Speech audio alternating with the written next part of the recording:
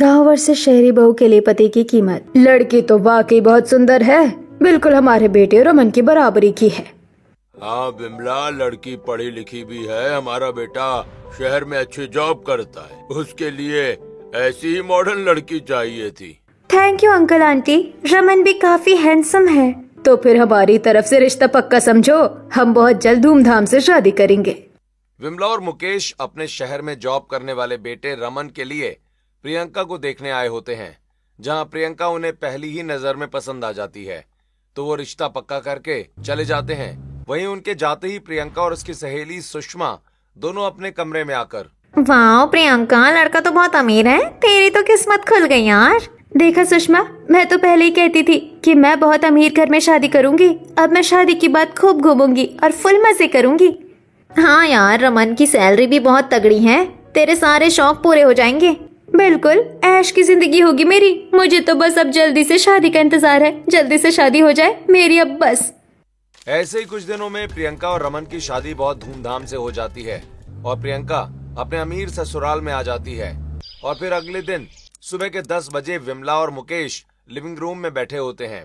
तभी प्रियंका जीन्स और टॉप पहने कमरे से बाहर आती है। अरे बहू, तुम अब उठ रही हो और ये तुमने क्या पहना हुआ है? गुड मॉर्निंग मम्मी जी, मैं सुबह लेट ही उठती हूँ और ये मेरे कंफर्टेबल कपड़े हैं। बहू, हमारे घर में सुबह जल्दी उठने का रिवाज है। रमन भी ऑफिस के लिए तैयार हो रहा है। पापा जी, इतनी सुबह उठकर मैं क्या करूँगी? वैसे चाय कहाँ है? मुझे बेड टी की आदत है।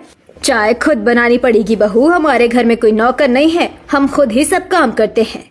क्या नौकर नहीं है? रमन इतना कमाता है फिर भी घर में एक नौकरानी नहीं रख सकते आप लोग? हमें बाहर वालों का काम पसंद नहीं है, घर की बहू ही घर संभालती है। बाप रे, कहाँ फंस गई मैं? बिना चाय के तो मेरा सिर फट जाएगा। सुबह के इस ड्रामे के बाद प्रियंका चिढ़कर वापस अपने कमरे में चली जाती है और पूरे दिन घर का कोई काम नहीं करती। और फिर शाम होते ही वो अपना मूड ठीक करने के लिए मॉडर्न कपड़े पहनकर हाथ में पर्स लिए घर से बाहर घूमने जा रही होती है। तभी उसे देखकर पड़ोस की औरतें कानाफूसी करने लगती हैं। और सेठानी जी, जरा देखो तो विमला की नई बहू को, ये कैसे कपड़े पहनकर बाहर जा रही है? अरे राम राम, सिर पर पल्लू तो छोड़ो, ढंग के कपड़े भी नहीं पहने हैं। विमला तो बड़ी तारीफ कर रही थी कि शहर की पढ़ी लिखी बहू आई है, ये तो खानदान की नाक कटवाएगी। एक्सक्यूज मी, आप लोग मेरे कपड़ों को देखना बंद करेंगी? आप लोगों के पास अपने काम नहीं है क्या, जो दूसरों के घरों में ताका झाकी करती रहती है? देखो जरा, बड़ों को पलट कर जवाब देती है, बदतमीज कहीं की। पड़ोसियों की बातें सुनकर प्रियंका का मूड और ज्यादा खराब हो जाता है। वो गुस्से में पैर पटकती हुई वापस घर के अंदर आती है और रमन के ऑफिस से लौटने का इंतजार करने लगती है। जिसके बाद जब रात को रमन ऑफिस से थककर लौटता है, प्रियंका रमन के आते ही उस पर चिल्लाने लगती है। प्रियंका, प्लीज एक गिलास पानी देना, आज ऑफिस में बहुत काम था यार। मैं यहाँ तुम्हारी नौकरानी नहीं हूँ रमन, खुद जाकर पानी ले लो। तुम ऐसे क्यों बात कर रही हो, क्या हुआ है? तुम्हारी मम्मी मुझे सुबह सुबह ताने मारती है, मुझसे घर के काम काज नहीं होते, मुझे अभी के अभी एक मेड चाहिए। प्रियंका, मम्मी को बाहर वालों का काम पसंद नहीं है, उन्होंने हमेशा खुद ही सब किया है। अब तुम आ गई हो तो थोड़ा एडजस्ट कर लो। मैं कोई एडजस्ट नहीं करने वाली। अगर तुम मेरे साथ रहना चाहते हो तो तुम्हें इस घर को छोड़कर मेरे साथ अलग फ्लैट में रहना होगा, वरना मैं अपने मायके चली जाऊंगी। तुम ये क्या कह रही हो प्रियंका? मैं अपने मम्मी पापा को कैसे छोड़ दूं? तो ठीक है, तुम अपने मम्मी पापा के साथ ही रहो, मैं जा रही हूँ। इतना कहकर प्रियंका गुस्से में अपना बैग पैक करने लगती है। रमन उसे रोकने की बहुत कोशिश करता है पर प्रियंका एक नहीं सुनती। अपनी नई नवेली शादी को टूटने से बचाने के लिए रमन आखिरकार प्रियंका की जिद के आगे झुककर अपने माता पिता से अलग होने की बात करता है। पापा, मम्मी, मुझे माफ कर दीजिए। प्रियंका इस घर में एडजस्ट नहीं कर पा रही है, वो अलग रहने की जिद कर रही है। बेटा, अभी तो शादी को 4 दिन ही हुए हैं और तू हमें छोड़कर अलग हो जाएगा। बिमला, रो मत। जिस चीज में हमारे बेटे की खुशी है उसी में हमारी खुशी है। हम इसकी जिंदगी बर्बाद नहीं करना चाहते। पापा, मैं आप लोगों से दूर नहीं जा रहा, मैं पास ही एक फ्लैट ले रहा हूँ, हम दोनों वहीं रहेंगे। ठीक है बेटा, जैसे तुम्हारी मर्जी, तुम खुश रहो, बस हमारे लिए यही बहुत है। माता पिता से इजाजत मिलने के बाद रमन प्रियंका को लेकर पास के ही एक नए फ्लैट में शिफ्ट हो जाता है। वहीं रमन के नए फ्लैट के पास वाली कॉलोनी में पड़ोस की औरतें एक जगह जमा होकर बातें कर रही होती हैं। अरे चौधराइन, सुना तुमने? विमला का बेटा शादी के 4 दिन बाद ही अपनी बहू को लेकर अलग फ्लैट में रहने आ गया। हाँ, मैंने भी सुना। आजकल का माहौल कितना खराब हो गया है। कैसी कैसी बहुएं आने लगी है। आते ही लड़के को अलग कर दिया। सही कह रही हो, विमला और मुकेश बेचारे अकेले रह गए। ऐसी पढ़ी लिखी और मॉडर्न बहू से तो भगवान ही बचाए। सुना है हमारी पड़ोसन का बेटा सूरज भी इसी कंपनी में जॉब करता है। रमन और सूरज दोनों अच्छे दोस्त हैं।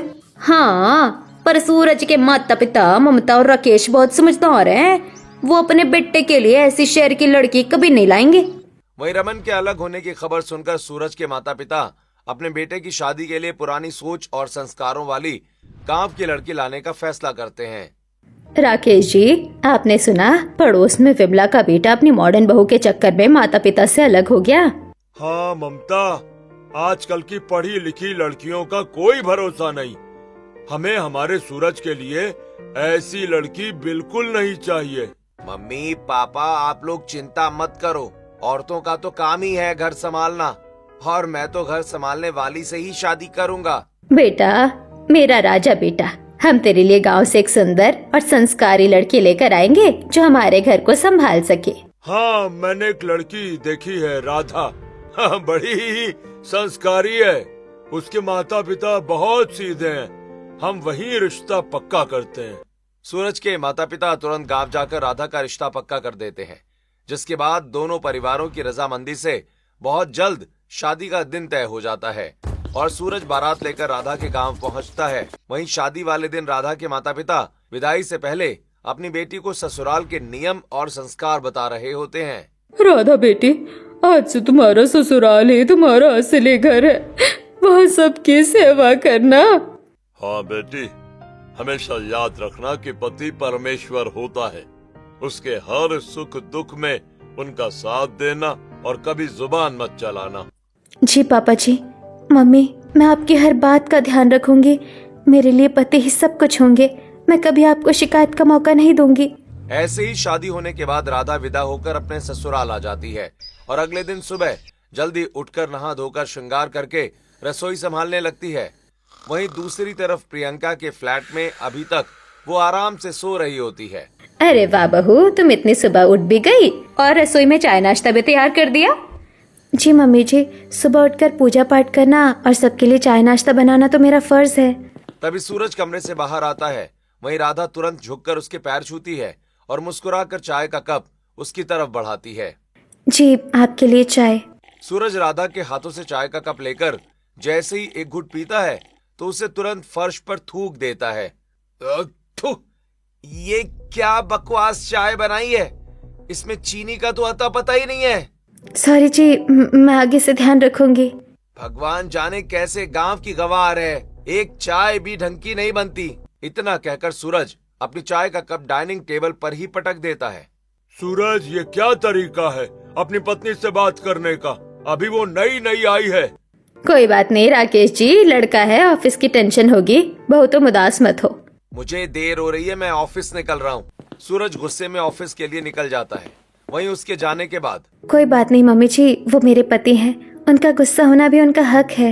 राधा इसी तरह सूरज के हर गुस्से को मुस्कुरा कर सहती रहती है। दिन बीतते जाते हैं, लेकिन सूरज का बर्ताव बदलने के बजाय और ज्यादा खराब होने लगता है। वो छोटी छोटी बातों पर राधा पर चिल्लाने का बहाना ढूंढता रहता है। ऐसे ही एक दिन जब राधा बालकनी में कपड़े सुखा रही है, तभी सूरज गुस्से में वहां आकर, राधा, ये देखना मेरी शर्ट कैसे प्रेस की है तुमने? पूरे दिन घर में बैठी रहती हो पर एक काम ढंग से नहीं होता। जी, वो लाइट चली गई थी इसलिए थोड़ी सी। अरे बकवास बंद करो अपनी, इस थप्पड़ से तुम्हारा दिमाग ठिकाने आ जाएगा अभी।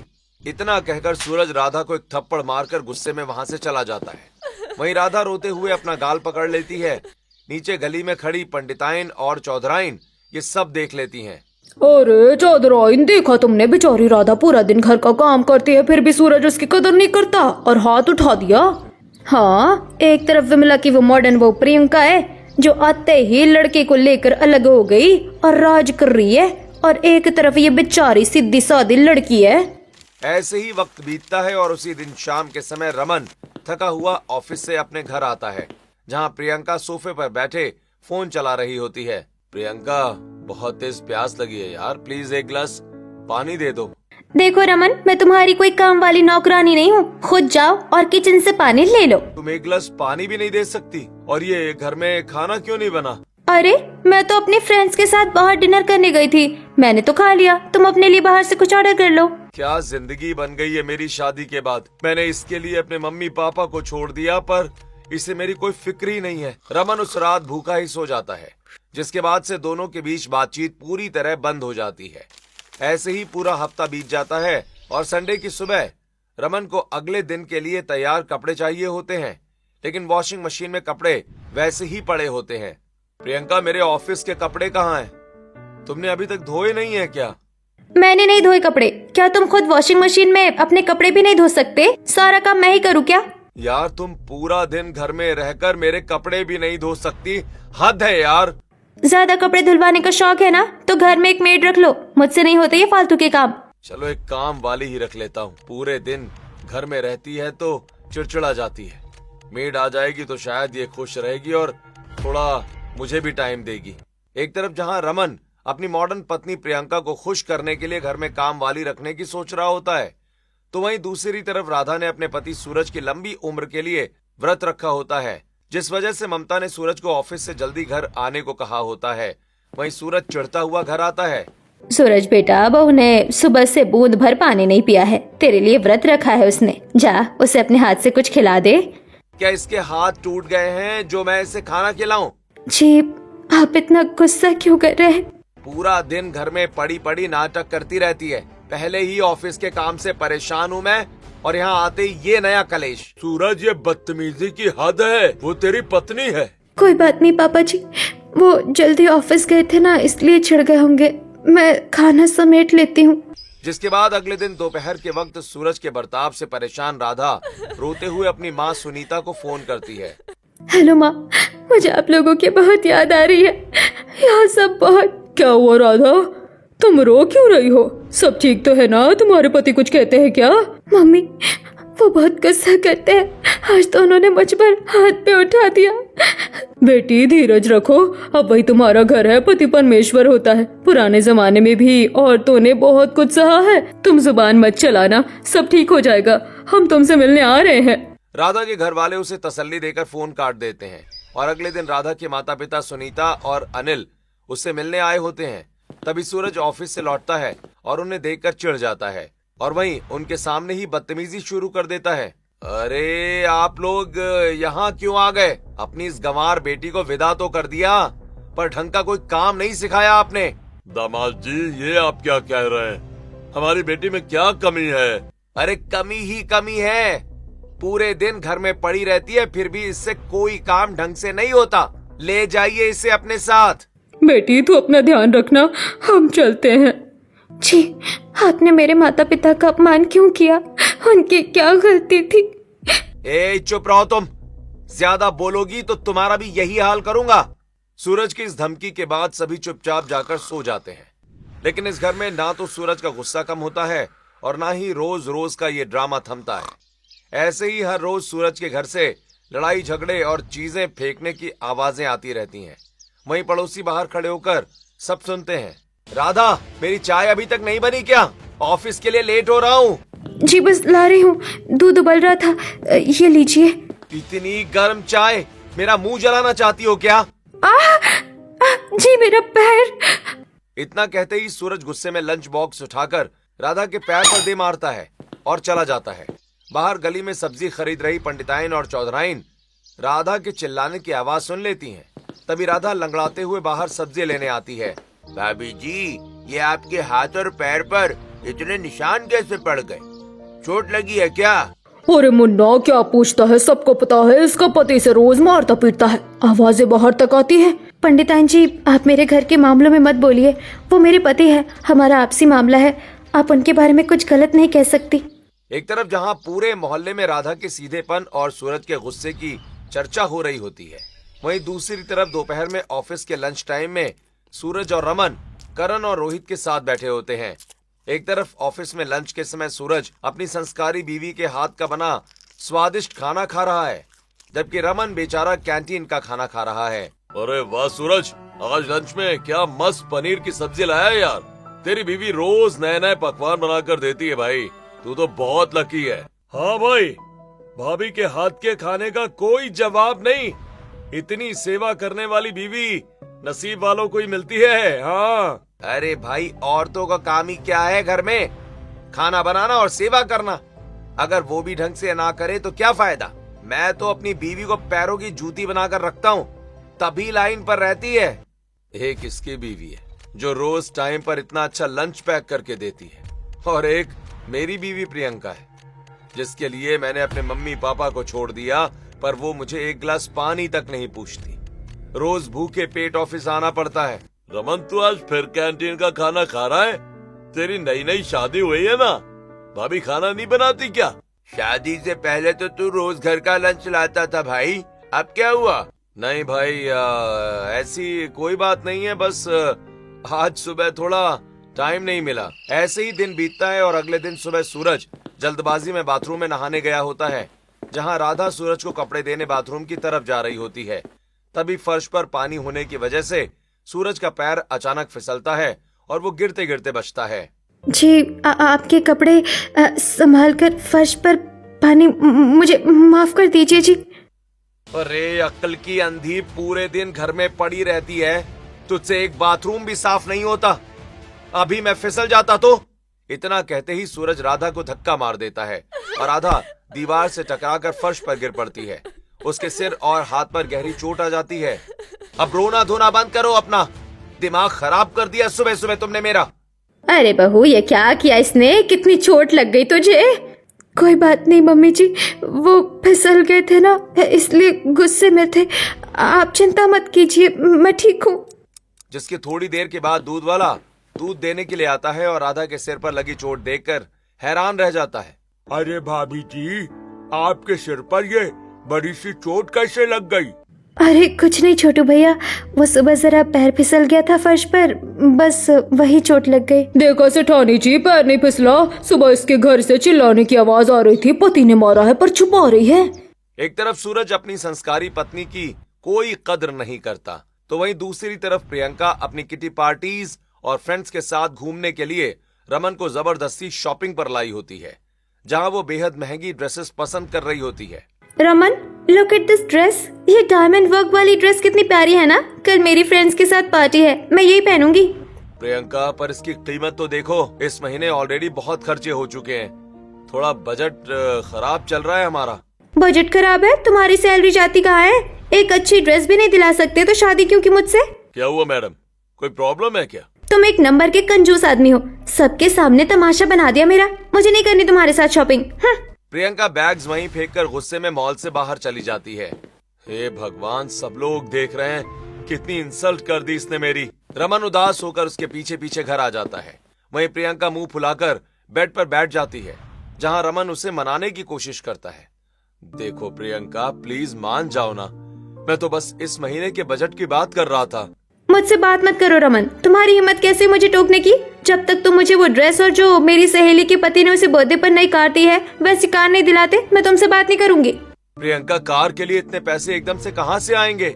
मुझे नहीं पता, अपनी एफडी तोड़ो या कुछ भी करो, मेरा बर्थडे आ रहा है, मुझे नए मॉडल की कार चाहिए। एक तरफ प्रियंका रमन से कार के लिए जिद कर रही थी, तो वहीं दूसरी तरफ राधा सूरज के कपड़े प्रेस कर रही होती है। तभी अचानक ध्यान भटकने की वजह से सूरज की एक महंगी शर्ट पर प्रेस लग जाता है और शर्ट जल जाती है। तभी उसी वक्त सूरज वहां आ जाता है। अरे राधा, ये क्या किया तुमने? मेरी इतनी महंगी शर्ट जला दी।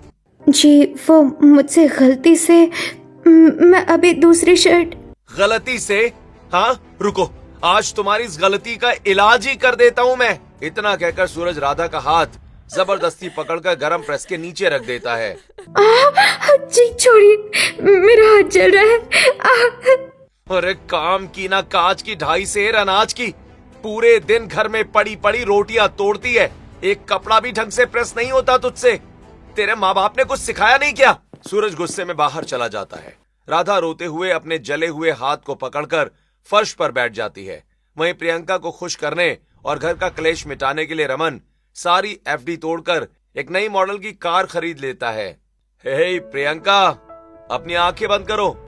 देखो तुम्हारे बर्थडे का एडवांस सरप्राइज। इतना कहते ही रमन कार की चाबी प्रियंका के आगे करता है। Oh my God Raman, new car! तुमने सच में मेरे लिए कार खरीद ली? हाँ हाँ प्रियंका, ताकि तुम खुश रहो। I am so happy Raman, thank you. वैसे अगले महीने हमारी एनिवर्सरी आ रही है। मेरी फ्रेंड्स कह रही थी कि आजकल डायमंड नेकलेस बहुत ट्रेंड में है, मुझे वो भी चाहिए। हे भगवान, अभी कार के चक्कर में बैंक अकाउंट खाली हो गया। अब ये डायमंड का नेकलेस कहाँ से लाऊं? उसी दिन प्रियंका के खर्चों से परेशान रमन ऑफिस में उदास बैठा कैंटीन का खाना खा रहा होता है। अरे रमन, तू फिर आज कैंटीन का खाना खा रहा है? यार तेरी नई नई शादी हुई है, भाभी तुझे कभी खाना बनाकर नहीं देती क्या? शादी से पहले तो तू रोज घर का लंच लाता था। अरे क्या करूं भाई, प्रियंका खाना नहीं बनाती। वो कहती है कि वो कोई नौकरानी नहीं है। इतना बताते हुए रमन उसके और प्रियंका के बीच चल रही सारी परेशानी बता देता है। पर यार रमन, तेरी तो जिंदगी खराब हो गई शादी के बाद। तू उसकी सारी डिमांड्स पूरी कर रहा है, नई कार भी लाकर देती, पर वो तुझे एक वक्त की रोटी तक बनाकर नहीं दे सकती। क्या फायदा ऐसी पत्नी का? सूरज को देख कैसे अपनी बीवी को इशारों पर नचाता है। सूरज को देख कैसे अपनी बीवी को इशारों पर नचाता है। सही कह रहा है रोहित, मैं ही बेवकूफ हूँ जो उसके इशारों पर नाच रहा हूँ। वहीं दूसरी तरफ प्रेस से हाथ जलने के बाद भी राधा उसी दिन दोपहर में मोहल्ले में सब्जी खरीद रही होती है। उसके हाथ पर जलने के निशान और पट्टी देखकर आस पड़ोस की औरतें वहां आ जाती हैं। अरे भाभी जी, आज हाथ में क्या हो गया? ये तो जलने का निशान लग रहा है। अरे नहीं मुन्ना भैया, वो रसोई में काम करते हुए जरा गरम कढ़ाई से हाथ छू गया था। अरे बहू, हमसे क्या छुपाना? तुम्हारे घर से रोज सूरज के चिल्लाने की आवाज बाहर तक आती है। सब जानते हैं कि उसने तुम्हारा हाथ जलाया है। सेठानी जी, वो मेरे पति हैं। हमारा जो भी मामला है वो आपसी है। आप हमारे बीच में मत बोलिए और मेरे पति के खिलाफ मैं कुछ नहीं सुनूंगी। देख रहे हो पंडितायन जी, इसमें अकड़ कितनी है। पति रोज मारता पीटता है, फिर भी उसे भगवान समझकर उसका पक्ष ले रही है। सूरज के मार पीट करने के बाद भी राधा अपने फर्ज से पीछे नहीं हटती। वो अपने बीमार ससुर राकेश को व्हील चेयर पर बिठाकर रोज पार्क में वॉक कराने लाती है और उनकी पूरी देखभाल करती है। बहू, सूरज ने तेरे साथ जो किया उसके लिए मुझे माफ कर दे बेटी। मैं व्हील चेयर पर लाचार हूँ, कुछ कर भी नहीं सकता। पापा जी, आप ऐसे क्यों बोल रहे हैं? वो मेरे पति हैं। आप बस अपनी सेहत का ध्यान रखिए, मुझे कोई तकलीफ नहीं है। पार्क में बेंच पर बैठी एक पढ़ी लिखी और समझदार महिला दिव्या, जो रोज राधा को नोटिस करती है, वो राधा के हाथ और सिर पर चोट के निशान देखकर उसके पास आती है और एक्सक्यूज मी, मैं रोज देखती हूँ कि आप इस अंकल की इतनी सेवा करती हैं, पर आपके हाथों पर ये चोट और जलने के निशान कैसे हैं? जी, वो रसोई में काम करते हुए चोट लग गई थी। देखिए, छुपाने की कोशिश मत कीजिए। क्या आपका पति आपके साथ घरेलू हिंसा करता है? आप पुलिस में कंप्लेंट क्यों नहीं करती? अरे नहीं, पुलिस क्यों? पति तो परमेश्वर होता है। मैं उनके खिलाफ कैसे खड़ी हो सकती हूँ? सुनिए, अब जमाना बदल गया है। औरत पैर की जूती नहीं होती, उसे सिर का ताज होना चाहिए। इतना सब सहने के बाद भी कौन सा आपका पति आपसे प्यार से बात करता है? आपको खुद के लिए खड़ा होना पड़ेगा। क्या सच में मैं गलत कर रही हूँ? उसी रात अपने फ्लैट में रमन अपने पिता मुकेश के अचानक बीमार पड़ जाने से उदास होकर बैठा होता है। जहां उसके पिता के इलाज में उसके सारे पैसे भी खत्म हो चुके होते हैं, तभी प्रियंका सच धजकर बाहर जा रही होती है। रमन, अपना क्रेडिट कार्ड देना जरा। आज मेरी फ्रेंड्स के साथ क्लब में पार्टी है, थोड़ा खर्च होगा। प्रियंका, इस बार मेरे पास पैसे नहीं है। पापा हॉस्पिटल में हैं और उनके इलाज में बहुत ज्यादा पैसे खर्च हो गए। कार्ड की लिमिट खत्म हो चुकी है। व्हाट? तुम्हारे पापा के इलाज में पैसे खत्म हो गए? तुम मेरी एक डिमांड भी पूरी नहीं कर सकते रमन। तुम मेरे लिए करते ही क्या हो? मैं क्या करता हूँ? तुम्हारी हिम्मत कैसे हुई ये कहने की? तुम्हारे चक्कर में मैंने अपने मम्मी पापा को छोड़ दिया, अपनी सारी जमा पूंजी तुम पर फूंक दी, फिर भी तुम कभी खुश नहीं होती। क्या तुम मुझे अपनी काम वाली नौकरानी समझते हो? तुम क्या सोचते हो कि मैं तुम्हारी बातें भी सुनूं और तुम्हारे लिए खाना भी बनाऊं? मैं बहुत पढ़ी लिखी और मॉडर्न लड़की हूँ, कोई गवार नहीं। हाँ, यहाँ पढ़े लिखे या गंवार की बात नहीं है प्रियंका, यहाँ संस्कारों की बात है। सूरज की बीवी को देखो, उसका पति उसे मारता है, फिर भी वो उसकी इज्जत करती है और रोज खाना बना कर देती है। ऑफिस में सब मेरा मजाक उड़ाते हैं। तो जाओ उसी संस्कारी लड़की से शादी कर लो, मुझसे बात मत करना अब। वहीं दूसरी तरफ सूरज के घर में सूरज रोज रात को लेट घर आने लगता है और राधा को अलमारी से उसकी शर्ट पर लिपस्टिक के निशान भी मिलते हैं। हे भगवान, ये शर्ट पर लिपस्टिक के निशान। क्या जी, इनका किसी के साथ नहीं? शायद मुझ में ही कोई कमी होगी। अभी तक सोई नहीं? मुंह लटका कर क्यों बैठी हो? जी, आप रोज रात को इतने लेट आते हैं और आपकी शर्ट पर ये। अपनी बकवास बंद रखो। मेरे पर्सनल मामले में दखल देने की जरूरत नहीं है। पैर की जूती हो वहीं रहो। तभी ममता वहां आ जाती है और सूरज की सारी बातें सुनकर। सूरज, ये क्या तरीका है? बहू सही तो कह रही है, तू रोज रात को कहाँ रहता है? मम्मी चुप रहो। घर में बैठे बैठे तुम्हारे दिमाग में ख्याली पुलाव पकता रहता है। तुम्हारी सोच खटारा हो गई है। अपने काम से काम रखो। इतना कहकर सूरज बिस्तर में जाकर लेट जाता है। वहीं ममता वहां से चली जाती है, जिसके बाद अगली सुबह रोटी सेकते वक्त राधा का ध्यान भटक जाता है और तवे पर रखी रोटी थोड़ी सी जल जाती है। वो वही रोटी सूरज की थाली में परोस देती है। राधा, ये क्या बकवास है? इतनी हिम्मत तुम्हारी कि मुझे जली हुई रोटी खिला रही हो? जी, वो जरा ध्यान भटक गया था, मैं अभी दूसरी लाती हूँ। तुझे रोज रोज का सबक सिखाना ही पड़ेगा। इतना कहकर सूरज किचन में जाकर तवे से गरम चिमटा उठाता है और राधा के पास आकर हाथ पर रख देता है। जी छोड़िए, मेरा हाथ जल गया, बचाओ मम्मी जी। राधा तड़प उठती है, लेकिन इस बार वो पीछे नहीं हटती। वो अपना दर्द छिपाने के बजाय तुरंत आगे बढ़कर सूरज का हाथ कसकर पकड़ लेती है और चिमटा दूर फेंक देती है। सूरज उसकी ये हिम्मत देखकर हैरान रह जाता है। वहीं शाम को राधा अपनी सास और ससुर राकेश को व्हील चेयर पर लेकर आई होती है, जहां दिव्या वहीं बेंच पर बैठी होती है। तभी वो उसका हाथ देखकर, राधा, ये फिर से क्या हुआ? उस आदमी ने तुम्हारी ये हालत कर दी और तुम चुप हो? दिव्या जी, अब मुझसे और बर्दाश्त नहीं होता। उसने मुझे गरम चिमटे से जलाया। तुम्हें अपने पैरों पर खड़ा होना होगा राधा। तुम घर में सिलाई कढ़ाई का इतना अच्छा काम करती हो, क्यों ना तुम एक online boutique master class join कर लो। मैं तुम्हें ऑनलाइन कोर्स करवाऊंगी। हाँ बहू, हम सब तुम्हारे साथ है। तुम ये कोर्स करो, अपने पैरों पर खड़ी हो जाओ। इस जालिम के आगे झुकने की जरूरत नहीं है। Thank you mummy ji, thank you Divya ji, मैं ये कोर्स जरूर करूंगी।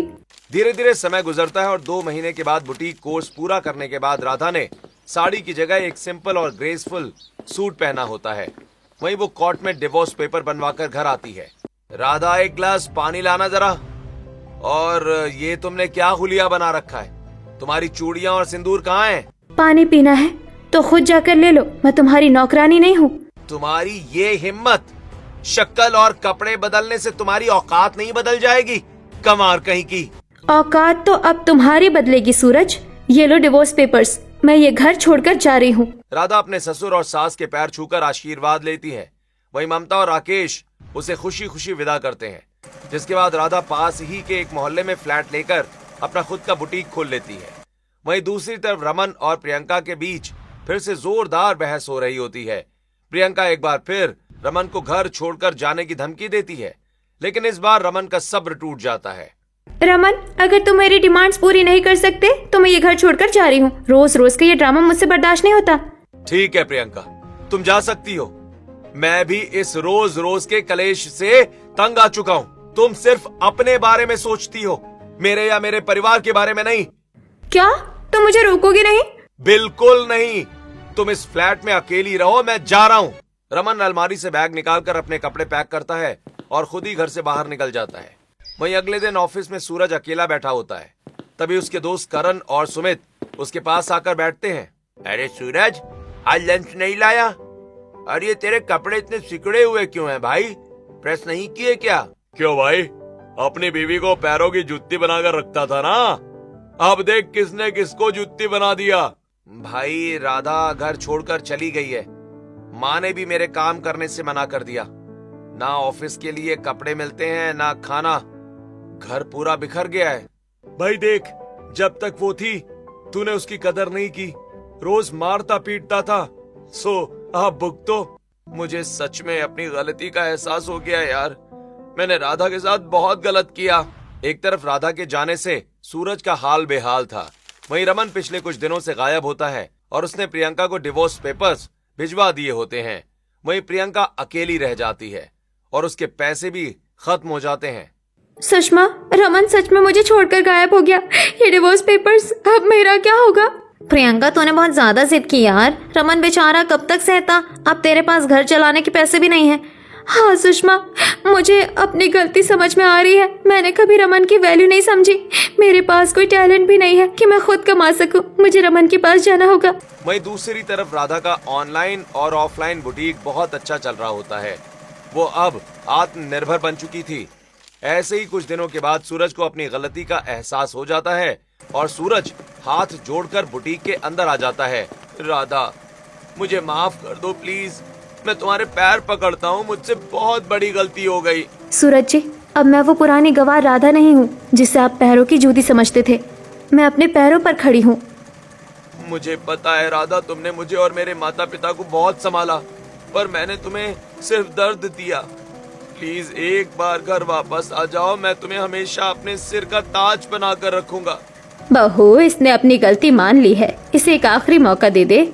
ठीक है, मम्मी जी के कहने पर मैं आपको माफ करती हूँ, पर याद रखिएगा, औरत कभी पैर की जूती नहीं होती। एक तरफ राधा और सूरज का परिवार पूरा हो जाता है, वहीं विमला और मुकेश के पास प्रियंका संस्कारी रूप में तैयार साड़ी पहनकर आती है और रमन के पैर पकड़ लेती है। रमन, मुझे माफ कर दो। मम्मी जी, पापा जी, मुझे अपनी गलती का एहसास हो गया है। मुझे अलग फ्लैट या कार, डायमंड कुछ नहीं चाहिए। अरे बहू, तुम और ये साड़ी में? हाँ मम्मी जी, पढ़ी लिखी होने का मतलब ये नहीं कि मैं अपनों की इज्जत ना करूं। मैं आज से इस घर की संस्कारी बहू बनकर रहूंगी। प्रियंका, अगर तुम सच में बदल गई हो तो मुझे तुमसे कोई शिकायत नहीं है। मैं भी तुम्हें माफ करता हूँ। चलो भाई चलो। सुबह का भूला अगर शाम को घर लौट आए तो उसे भूला नहीं कहते। आज से हमारा परिवार फिर से एक हो गया है। दोनों परिवार खुश हो जाते हैं। रमन प्रियंका को गले लगाता है। दूसरी तरफ सूरज राधा को सम्मान से अपने घर ले जाता है।